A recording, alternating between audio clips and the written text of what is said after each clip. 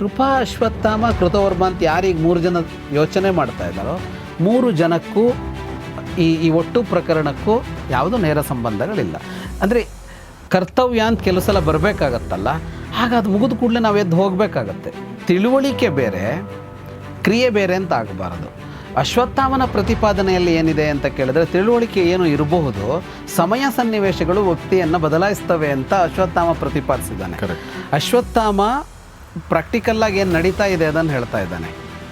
ಕೃಪರು ಆದರ್ಶವಾಗಿ ಏನು ಆಗಬೇಕು ಅದನ್ನು ಹೇಳ್ತಾ ಇದ್ದಾರೆ. ಅದವರು ಅಂದರೆ ಅವನ ಬಗ್ಗೆ ಹಿತಬುದ್ಧಿ ಇರುವವರು, ಅವನಿಗೆ ಒಳ್ಳೇದಾಗಬೇಕು ಅಂತ ಯಾರಿಗೆಲ್ಲ ಅನಿಸುತ್ತೋ ಅವ್ರುಗಳೇನು ಮಾಡ್ತಾರೆ, ಅವರು ಹೇಳಿ ಕೇಳಿ ಮಾಡೋರಾಗಿರ್ತಾರೆ. ಅದು ಹಿರಿಯರಾಗಿರ್ಬೋದು, ಕುಟುಂಬಸ್ಥರಾಗಿರ್ಬೋದು, ಗೆಳೆಯರಾಗಿರ್ಬೋದು, ಚಿಕ್ಕವರೇ ಆಗಿರ್ಬೋದು, ಯಾರು ಬೇಕಿದ್ರೂ ಆಗಿರ್ಬೋದು. ಅವ್ನು ಚೆನ್ನಾಗಿರಬೇಕು ಅಂತ ಇದ್ದಾಗ ಅವ್ನು ತಪ್ಪು ಮಾಡೋದಕ್ಕೆ ಹೋದರೆ ಅದನ್ನು ತಡೀತಾರೆ. ಯಾರಿಗೆ ಹಾಗೆ ತಡೆಯುವವರಿದ್ದಾರೋ ಅವರು ನಾಥವಂತರು, ಯಾರಿಗೆ ಹಾಗೆ ತಡೆಯುವವರಿಲ್ಲವೋ ಅವರು ಅನಾಥರು. ಅದಕ್ಕೆ ತಾಪ ಅಂದರೆ ಉರಿ, ಪಶ್ಚಾತ್ತಾಪ ಅಂದರೆ ಆಮೇಲೆ ಉರಿ ಆಗುತ್ತೆ, ನಮಗೆ ನೋವಾಗುತ್ತೆ, ಅದಕ್ಕೆ ಪಶ್ಚಾತ್ತಾಪ ಅಂತ ಹೆಸರು. ಪಶ್ಚಾತ್ತಾಪ ಮತ್ತು ಪ್ರಾಯಶ್ಚಿತ್ತ ಎರಡೂ ನಾವು ಸಿಮಿಲರ್ ಬಳಸ್ತೀವಿ ಹೆಚ್ಚು ಕಡಿಮೆ. ಆ್ಯಕ್ಚುಲಿ ಪಶ್ಚಾತ್ತಾಪ ಉಂಟಾದರೆ ಪ್ರಾಯಶ್ಚಿತ್ತ ಮಾಡ್ಕೋಬೇಕು ಅಂತ ಹೊಟ್ಟತ್ತೆ. ಈಗ ದುರ್ಯೋಧನಾದಿಗಳದ್ದು ತಪ್ಪಿತ್ತು, ಆಗ ದುರ್ಯೋಧನಾದಿಗಳ ಸಂಹಾರ ಅನ್ನೋದಕ್ಕೆ ಒಂದು ನ್ಯಾಯ, ಅವರು ಸತ್ತರೆ ಒಂದು ನ್ಯಾಯ ಅಂತ ಹೇಳ್ಬೋದು. ದ್ರೌಪದಿಯ ಮಕ್ಕಳು ಸಾಯೋದಕ್ಕೇನೂ ಇಲ್ಲ, ಅವ್ರು ಯಾರಿಗೂ ಅನ್ಯಾಯ ಮಾಡೇ ಇಲ್ಲ ಬದುಕಿನಲ್ಲಿ. ಯುದ್ಧಕ್ಕೆ ಅಂತ ಸನ್ನದ್ಧನಾಗಿ ನಿಂತಾಗ ಪರಾಕ್ರಮದಿಂದ ಎದುರಿನಲ್ಲಿದ್ದವನನ್ನು ಕೊಂದರೆ ಲೋಕ ಅವನನ್ನು ಹೊಗಳತ್ತೆ, ಅವನ ಸನ್ಮಾನ ಮಾಡುತ್ತೆ, ಅವನಿಗೆ ಪ್ರಶಸ್ತಿ ಕೊಡುತ್ತೆ ಅಲ್ವಾ. ಹಾಗಾಗಿ ಕೊಂದರೆ ಗೌರವಿಸೋದು ಇದೆ ಶತ್ರುವನ್ನು, ಆದರೆ ರಾತ್ರಿ ಮಲಗಿದಾಗ ಕೊಲ್ಲೋದಿದೆಯಲ್ಲ ಅದನ್ನು ಯಾರೂ ಒಪ್ಪಲ್ಲ.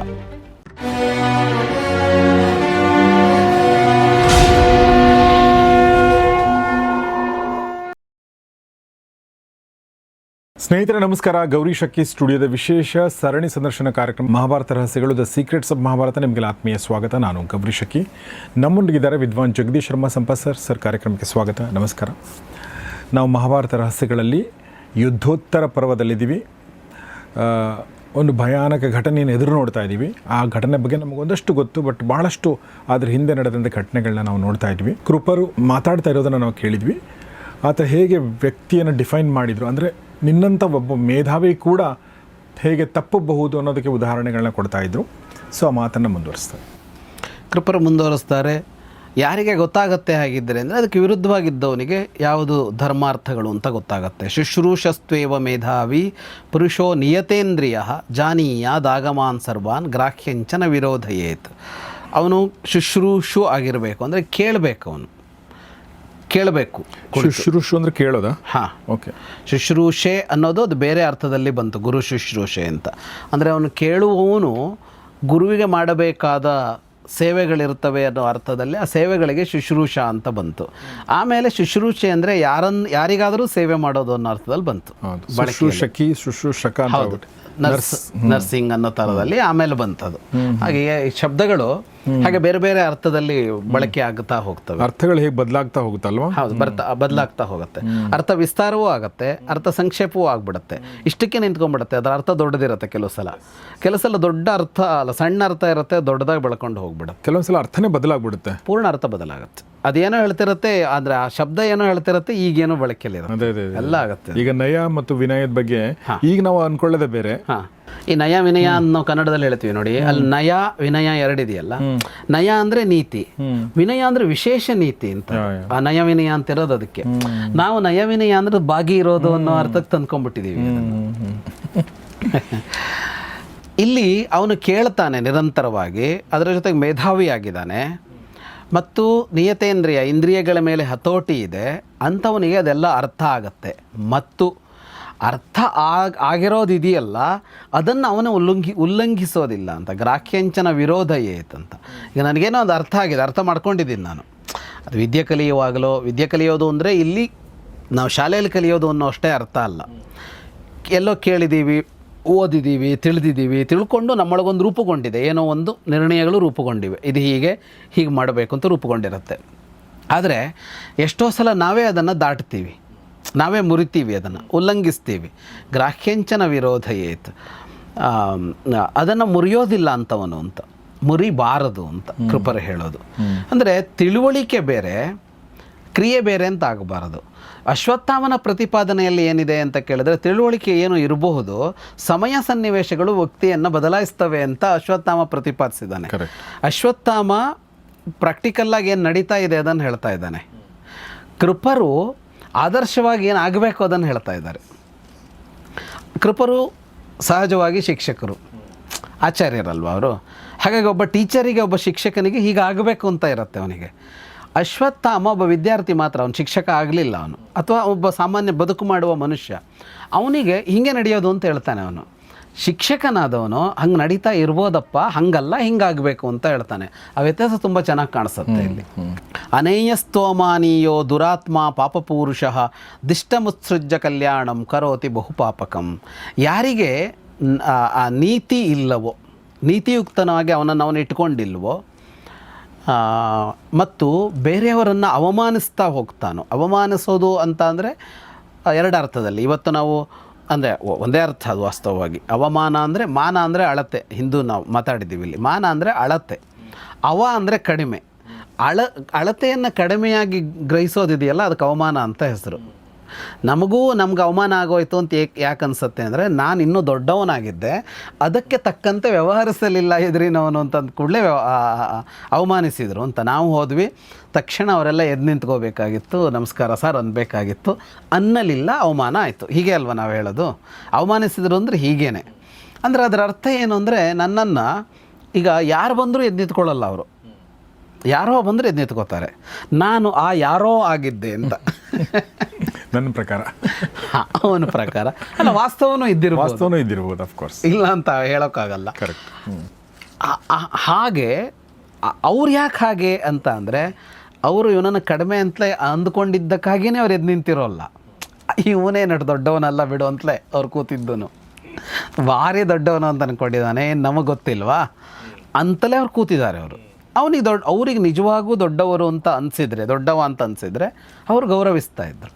ಹಾಗಾಗಿ ಅವಮಾನ ಅನ್ನುವ ಶಬ್ದ ಇದೆಯಲ್ಲ, ನಾವು ಅದನ್ನು ಹಾಗಾದಾಗ ನಮಗೇನಾಯಿತೋ ಆ ಭಾವಕ್ಕೆ ಇಟ್ಕೊಂಡಿದ್ದೀವಿ.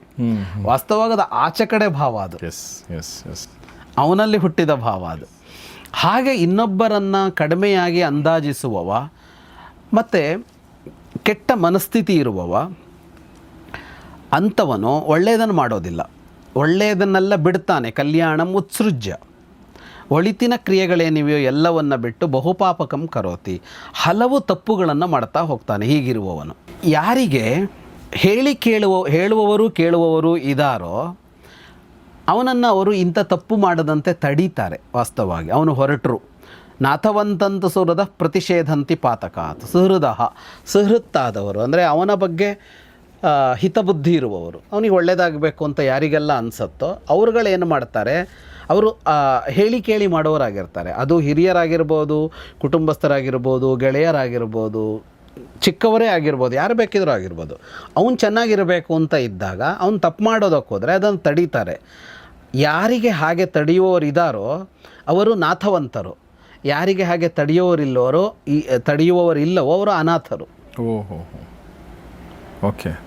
ನೀನು ಮಾಡ್ತಾ ಇರೋದು ಸರಿಯಲ್ಲ ಅಂತ ಹೇಳೋಕೆ ಜನ ಇದ್ದಾರ ಪ್ರಪಂಚದಲ್ಲಿ ನಮ್ಮ ಸುತ್ತ? ನಮಗೆ ನಾಥರಿದ್ದಾರೆ. ನಾಥರು ಅಂದರೆ ನಮ್ಮನ್ನು ನೋಡ್ಕೊಳ್ಳೋರು.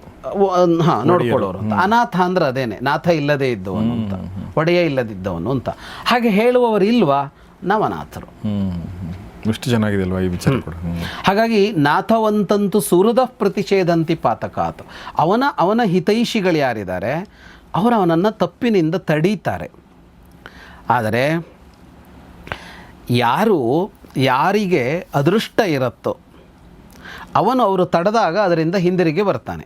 ಅದನ್ನೇನೋ ಮಾಡೋಕ್ಕೆ ಹೊರಟಿರ್ತಾನೆ, ತಪ್ಪಿನ ಕೆಲಸ, ತಡೆದಾಗ ಅವನು ಹಿಂದಿರುಗಿ ಬರ್ತಾನೆ. ಯಾರು? ನಿವರ್ತತೆತು ಲಕ್ಷ್ಮೀವಾನ್, ಅದೃಷ್ಟವಂತನಾದವ ಹಿಂದಿರುಗುತ್ತಾನೆ. ನಾಲಕ್ಷ್ಮೀವಾನ್ ನಿವರ್ತತೆ ಅಲಕ್ಷ್ಮೀವಾನ್ ನಿವರ್ತತೆ ನ.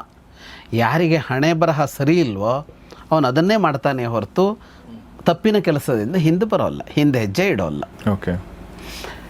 ಅಂದರೆ ಅವನಿಗೆ ಹೇಳ್ತಾ ಇದ್ದಾರೆ ಅವರು, ನಿನ್ನ ಹಿತಬುದ್ಧಿಯಿಂದ ತಡಿತಾ ಇದ್ದೀವಿ ನಾವು, ಕೇಳೋರು ಇದ್ದೀವಿ, ಹಿಂದೆ ಬಂದರೆ ನಿನ್ನ ಹಣೆ ಬರಹ ಚೆನ್ನಾಗಾಗತ್ತೆ, ಹಿಂದೆ ಬರೋಲ್ಲ ಅಂದರೆ ನಿನ್ನ ಹಣೆ ಬರಹ ಅಷ್ಟೇ ಅಂತ. ಏನು ಮಾಡೋಕ್ಕಾಗತ್ತೆ ಅನ್ನೋ ಅರ್ಥದಲ್ಲಿ ಹೇಳ್ತಾ ಇದ್ದಾರೆ. ಯಥಾಹ್ಯುಚ್ಚಾವಚೈರ್ವಾಕ್ಯೈ ಕ್ಷಿಪ್ತಚಿತ್ತೋ ನಿಯಮ್ಯತೆ ತಥೈವ ಸುಹೃದ ಶಕ್ಯ ನ ಶಕ್ಯಸ್ತ್ವವಸೀದತಿ. ಒಂದಿಷ್ಟು ಮಾತುಗಳನ್ನಾಡಿ, ಯಾವ್ಯಾವುದೋ ತರಹದಲ್ಲಿ ಮಾತುಗಳನ್ನಾಡಿ ಈ ಕ್ಷಿಪ್ತಚಿತ್ತನಾದವನನ್ನು ಸರಿಪಡಿಸ್ಬೇಕು. ಕ್ಷಿಪ್ತಚಿತ್ತ ಅಂದರೆ ವಿಕ್ಷಿಪ್ತ ಅಂತ ಹೇಳ್ತೀವಲ್ಲ ನಾವು. ವಿಕ್ಷಿಪ್ತ ಅಂದರೆ ಕನ್ನಡದಲ್ಲಿ ಬಹಳ ಇದರ ಅರ್ಥದಲ್ಲಿ ಬಳಸ್ತೀವಿ. ಅಂದರೆ ಕದಡಿದ ಮನಸ್ಸು ಅಂತ. ಮನಸ್ಸು ವಿಚಲಿತ ಆಗಿರುತ್ತೆ, ಏನೋ ಒಂಥರ ಡಿಸ್ಟರ್ಬ್ಡ್ ಆಗಿರುತ್ತೆ ಅಂತ ಹೇಳ್ತೀವಲ್ಲ. ಆ ಡಿಸ್ಟರ್ಬ್ಡ್ ಆಗಿರುವ ಮನಸ್ಸಿದೆಯಲ್ಲ, ಅವನನ್ನು ಹಲವು ಮಾತುಗಳ ಮೂಲಕ ಹಿತೈಷಿಗಳು ಅವನನ್ನು ತಣ್ಣಗಾಗಿಸಬೇಕು. ಅವ್ರ ಕೆಲಸ ಅದು. ತಥೈವ ಸುಹೃದ ಶಕ್ಯ ಮಾಡಬೇಕು ಅವರು ಅದನ್ನು. ಹಾಗೆ ಮಾಡಿದರೆ ಅವನು ಬದುಕಿಕೊಳ್ತಾನೆ. ಆದರೆ ಇವರಿಗೆ ತಮ್ಮ ಮಾತಿನಿಂದ ಅವನನ್ನು ಸರಿಪಡಿಸೋದಕ್ಕಾಗದೇ ಇದ್ದರೆ ಅವನ ಮನಸ್ಸನ್ನು ಹಾಳಾಗ್ತಾನಷ್ಟೆ. ಅಂದರೆ ಅವನ ಮನಸ್ಸನ್ನು ಸರಿಪಡಿಸೋಕ್ಕಾಗಿಲ್ಲ ಅಂದರೆ ಅವನು ಅದೇ ದಾರಿಯಲ್ಲಿ ಹೋಗ್ತಾನಲ್ಲ. ಹಾಗಾಗಿ ನೀನೀಗ ನಿಯಮ್ಯಾತ್ಮಾನಮಾತ್ಮನ, ನಿನ್ನ ಮೇಲೆ ನೀನೊಂದು ನಿಯಂತ್ರಣ ತಂದುಕೋಬೇಕು. ಬೇರೆ ಯಾರೂ ನಿನ್ನನ್ನು ನಿಯಂತ್ರಿಸೋದಕ್ಕಾಗೋಲ್ಲ. ನಿನ್ನನ್ನು ನೀನೇ ನಿಯಂತ್ರಿಸಿಕೊಳ್ಬೇಕು. ಕಲ್ಯಾಣೇ ಮತಿಂಕೃತ್ವ, ಕಲ್ಯಾಣದ ದಾರಿಯ ಕುರಿತು ನೀನು ಯೋಚಿಸಬೇಕು. ಒಳಿತ್ಯಾವುದು, ನಿನಗೊಳಿತ್ಯಾವುದು, ನನಗೆ ಯಾವುದು, ಇವನಿಗೆ ಯಾವುದು, ಒಟ್ಟು ವ್ಯವಸ್ಥೆಗೆ ಈಗ ಒಳಿತ್ಯಾವುದು ಅಂತ ನೀನು ಯೋಚನೆ ಮಾಡಿದರೆ ನಿನಗದು ಕಾಣಿಸುತ್ತೆ.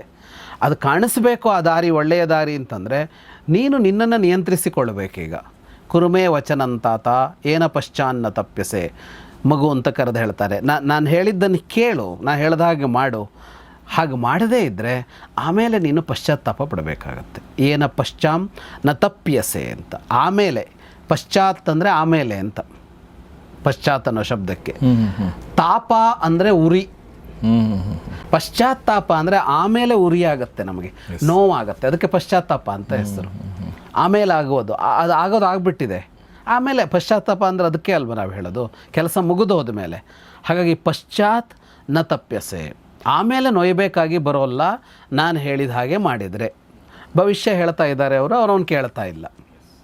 ಕನ್ನಡದ ಎಷ್ಟೋ ಶಬ್ದಗಳ ಹಿಂದಿರುವಂಥ ಒಂದು ವ್ಯುತ್ಪತ್ತಿ ಅಂತ ವ್ಯುತ್ಪತ್ತಿ ಅದೆಷ್ಟು ಚೆನ್ನಾಗಿ ತುಂಬ ಚೆನ್ನಾಗಿದೆ.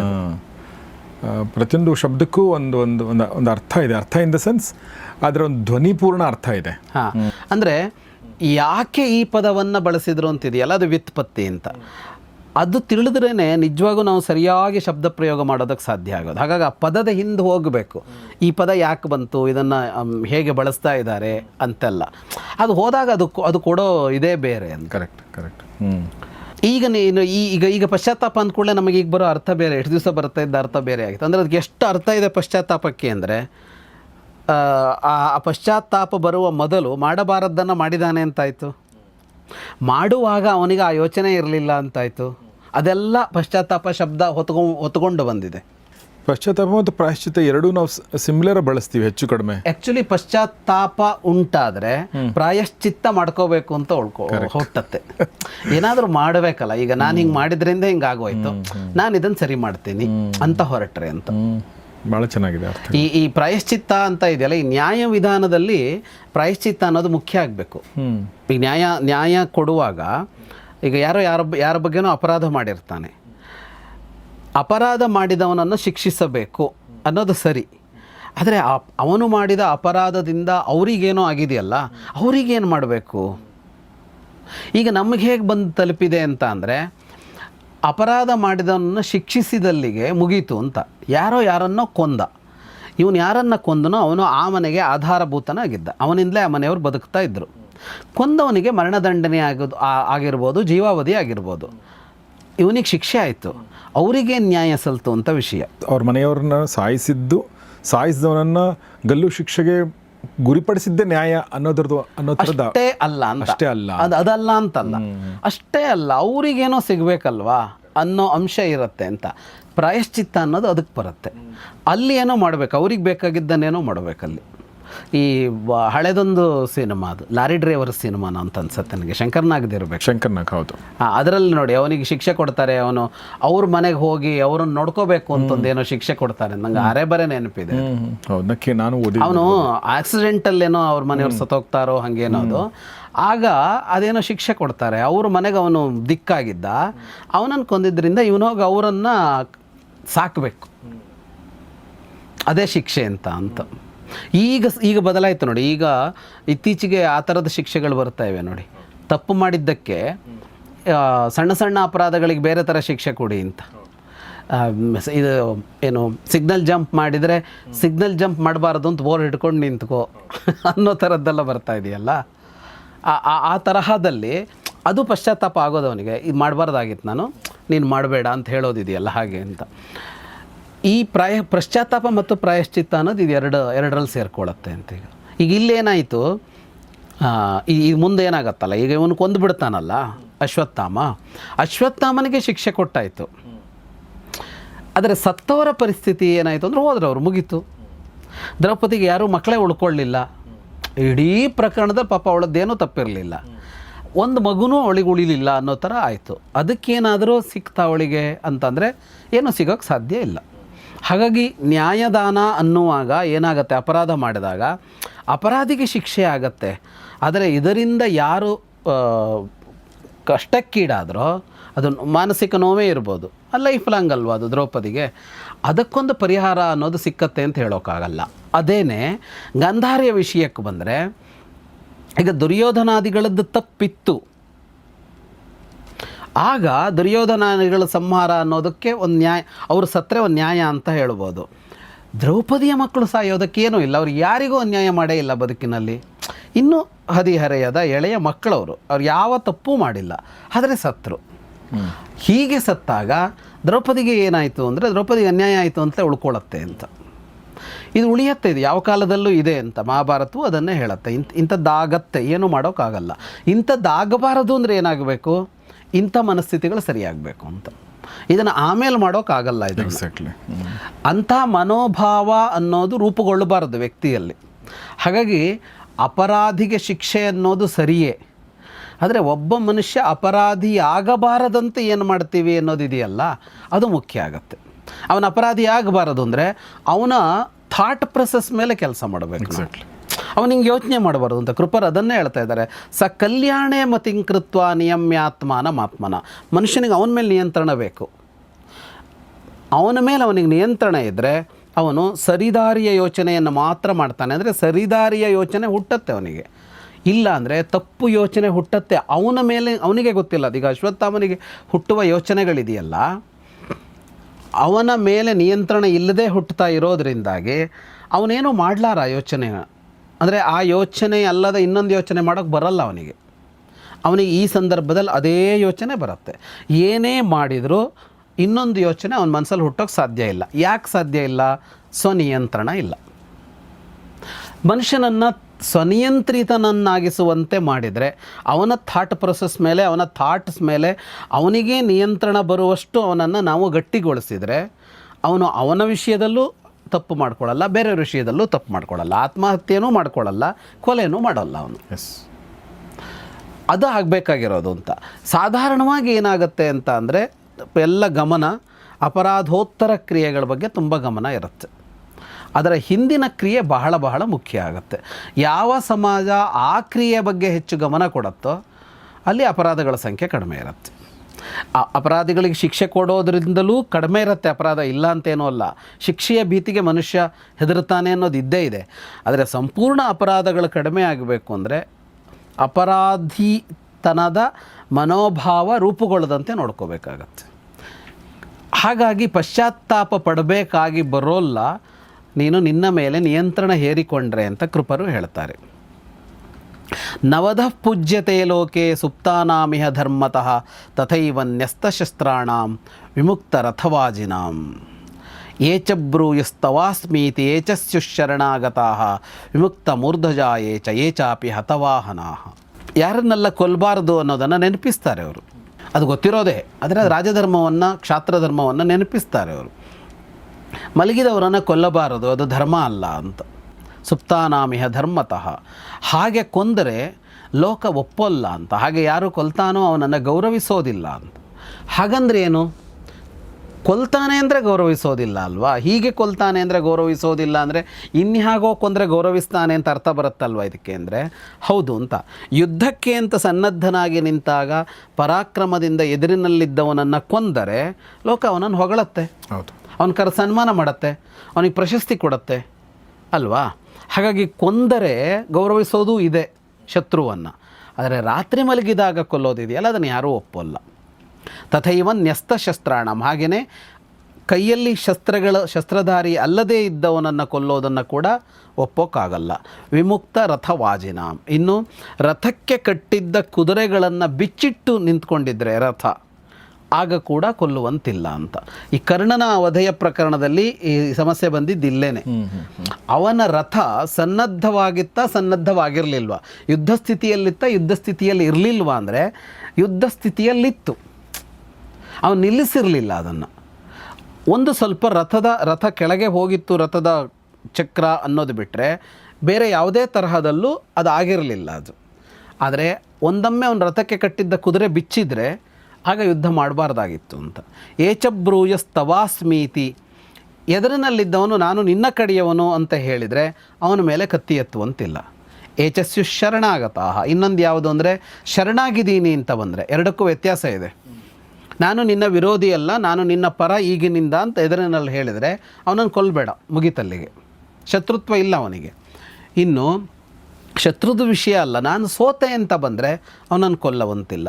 ವಿಮುಕ್ತ ಮೂರ್ಧಜ ಏಚೆ, ಕೂದಲನ್ನು ಬಿಚ್ಚಿಕೊಂಡಿದ್ರೆ ಅಂತ. ಕೂದಲು ಬಿಚ್ಚಿಕೊಳ್ಳೋದು ಅಂತ ಅಂದರೆ ಅವತ್ತು ಎಲ್ಲರಿಗೂ ಕೂದಲು ಉದ್ದ ಇರ್ತಾ ಇತ್ತು. ಈ ಕ್ರಾಪ್ ಕಟ್ಟಿಂಗ್ ಅಂತ ಈಗೇನೆಲ್ಲ ಬಂತಲ್ಲ, ನಮ್ಮದು ಕ್ರಾಪು ಅಂತಲ್ಲ, ಆ ಥರ ಇರ್ತಾ ಇರಲಿಲ್ಲ. ಎಲ್ಲರೂ ಕೂದಲು, ಸ್ತ್ರೀಯರಿಗೆ ಮಾತ್ರ ಅಲ್ಲ, ಪುರುಷರ ಕೂದಲುಗಳು ಉದ್ದ ಇರ್ತಾ ಇತ್ತು. ಆ ಕೂದಲು ಬಿಚ್ಚಿಕೊಂಡಿದ್ರೆ ಏಚಾಪಿ ಹತವಾಹನ, ಇನ್ನು ಅವರ ವಾಹನ ಸತ್ತಿದ್ರೆ, ವಾಹನ ಅಂದರೆ ಕುದುರೆ ಅಥವಾ ಆನೆ ಇರುತ್ತಲ್ಲ, ಅದು ಸತ್ತಿದ್ರೆ ಇಷ್ಟು ಜನರನ್ನು ಕೊಲ್ಲಬಾರದು ಅಂತ ಇದೆ. ಅದ್ಯ ಸ್ವಪ್ಸ್ಯಂತಿ ಪಾಂಚಾಲಾಹ, ನೋಡಿ ಇಲ್ಲೇನೆಲ್ಲ ಆಗ್ತಾ ಇದೆ. ಮೊದಲನೇದು ಮಲಗಿದವರನ್ನು ಕೊಲ್ಲಬಾರದು, ಈಗ ಪಾಂಚಾಲರು ಮಲಗಿದ್ದಾರೆ. ಕವಚವನ್ನು ಬಿಚ್ಚಿಟ್ಟಿದ್ರೆ ಕೊಲ್ಲಬಾರದು, ವಿಮುಕ್ತ ಕವಚ, ಅದನ್ನು ಬಿಚ್ಚಿಟ್ಟಿದ್ದಾರೆ ಅಂದರೆ ಶಸ್ತ್ರಗಳು ಯಾವುದು ಮೈಮೇಲಿಲ್ಲ, ಹಾಗಾಗಿ ನೀನು ಯಾವ ಕಾರಣಕ್ಕೂ ಕೊಲ್ಲೋದಕ್ಕೆ ಬರೋದಿಲ್ಲ. ಈಗ ಹೇಗೆ ಮಲಗಿರ್ತಾರೆ ಅವರು ಅಂದರೆ ವಿಶ್ವಸ್ಥ ರಜನೀಂ ಸರ್ವೇ ಪ್ರೇತಾ ಇವ ವಿಚೇತಸಃ, ಇಷ್ಟು ದಿನ ಯುದ್ಧ ಮಾಡಿ ಸತ್ತವರಂತೆ ಮಲಗಿದ್ದಾರೆ ಅವರು ಅಂತ ಹೇಳ್ತಾನೆ. ಪ್ರೇತಾ ಇವ ವಿಚೇತಸಃ, ಪ್ರಜ್ಞೆ ಕಳೆದುಕೊಂಡು ಸತ್ತು ಹೋದವರಂತೆ ಮಲಗಿರ್ತಾರೆ. ಅಂದರೆ ಎಚ್ಚರ ಆಗೋದಕ್ಕೆ ಸಾಧ್ಯವಿಲ್ಲದಂತೆ ನಿದ್ದೆ ಬಂದಿರುತ್ತೆ, ಬದುಕಿದಾರೋ ಸತ್ತಿದಾರೋ ಗೊತ್ತಿಲ್ಲ ಅಂತ ಹೇಳುವಂತೆ ನಿದ್ದೆ ಮಾಡ್ತಾ ಇದ್ದಾರೆ. ಇಂಥ ಹೊತ್ತಿನಲ್ಲಿ ವಂಚನೆಗೆ ಇಳಿಬಾರದು ಅಂತ. ಯಸ್ತೇಷಾಂ ತದವಸ್ಥಾನಾಂ ದೃಹ್ಯೇತ ಪುರುಷಃ ಅನೃಜುಹು, ಈಗ ಅವರ ಮೇಲೆ ದಾಳಿ ಮಾಡೋದಿದೆಯಲ್ಲ ಅದು ವಂಚನೆಯ ಯುದ್ಧ ಮತ್ತು ರುಜುಮಾರ್ಗ ಅಲ್ಲ ಅದು. ವ್ಯಕ್ತಂ ಸ ನರಕೆ ಮಜ್ಜೇತ್ ಅಗಾಧೆ ವಿಪುಲೇ ಪ್ಲವೇ, ಹಾಗೆ ಮಾಡಿದವನು ನರಕದಲ್ಲಿ ಬಹುಕಾಲ ಬಿದ್ದು ಮುಳುಗಬೇಕಾಗತ್ತೆ. ಅವನು ಹೇಳಿದ್ನಲ್ಲ, ಸತ್ತರೆ ಸ್ವರ್ಗಕ್ಕೆ ಹೋಗ್ತೀನಿ ಅಂತ ಅಶ್ವತ್ಥಾಮ ಒಂದು ಮಾತಾಡ್ದ. ಕೃಪರೇ ಹೇಳಿದ್ರು ಹಗಲು ಯುದ್ಧ ಮಾಡೋಣ, ಸತ್ತು ಸ್ವರ್ಗ ಸೇರೋಣ.